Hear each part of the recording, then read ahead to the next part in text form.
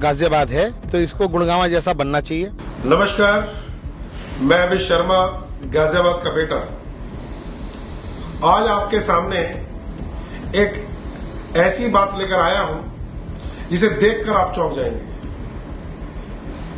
कबीर साहब का एक दोहा है, मर जाऊं मांगू नहीं मैं अपने तन के काज, और परमारथ के कारण मोहे न आवे लाज।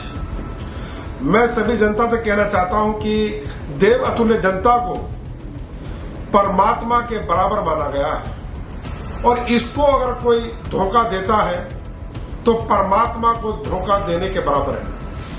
वही हाल हमारे गाजियाबाद में गाजियाबाद शासनकर्ताओं ने करा है। मैं बात कर रहा हूं माननीय अतुल गर्ग जी की, जिन्होंने एक समय में चुनाव के समय में एक वादा करा था जनता से, और जनता ने उन्हें बम्पर वोटों से जितवाया था। मैं उनके वादे उन्हें याद दिलाना चाहता हूं। उनका पहला वादा यह था कि वो गाजियाबाद को डेवलपमेंट में लेकर आएंगे।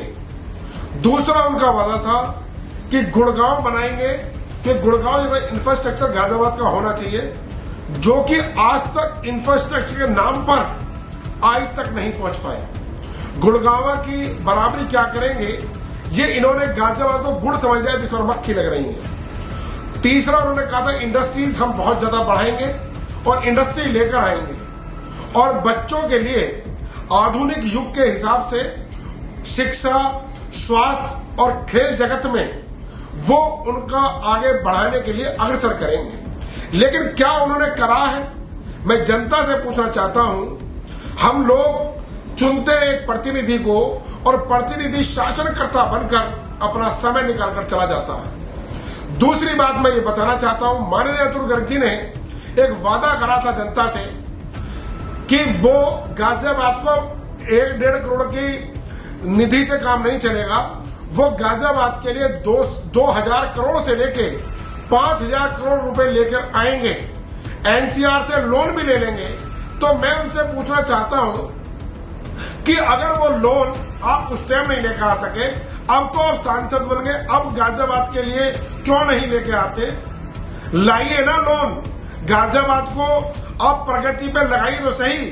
उन्होंने ये भी कहा था कि हमारा गाजियाबाद सबसे ज्यादा व्यापार में जीएसटी भी भरता है और उन्नति वाला शहर है, लेकिन वो आज से भूल गए हैं।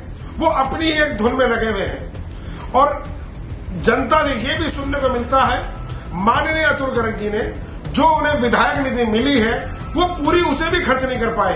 बड़ी अफसोस की बात है।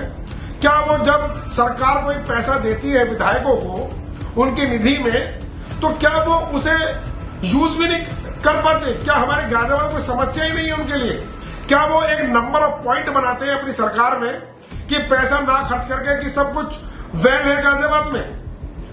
आपको ये बात मैं किसी अभाव या प्रभाव में नहीं कह रहा हूं माननीय महोदय, अभी आप उनकी वीडियो भी सुन सकते हैं। दिल्ली के नजदीक सबसे पैसे कमाने वाला गाजियाबाद है तो इसको गुड़गांव जैसा बनना चाहिए।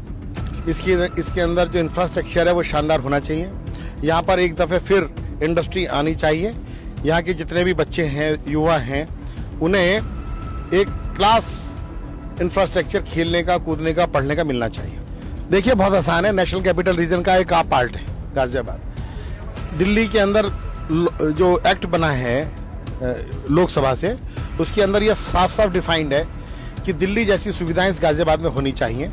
अभी तक किसी एमएलए के समझ में ये बात आई नहीं है, किसी सरकार तक ये बात पहुंची नहीं है। अब की बार भाजपा की सरकार बनने जा ही रही है, और मुझे ऐसा लग रहा है इन लोगों की बातों से कि शायद ये मुझे भी एमएलए बनाने भेज के ही मानेंगे। ठीक है, तो अब की बार हम चाहे 2-4-5 हजार करोड़ का एनसीआर से लोन लेना पड़े, क्योंकि ये 1.5 करोड़ का एमएलए काम नहीं कर सकता। अब की बार हम गुड़गांव में जैसा शहर बनाने के लिए इसको पूरा शुरुआत तो कर ही देंगे, और उसमें 5 साल लगेंगे या 10 साल लगेंगे।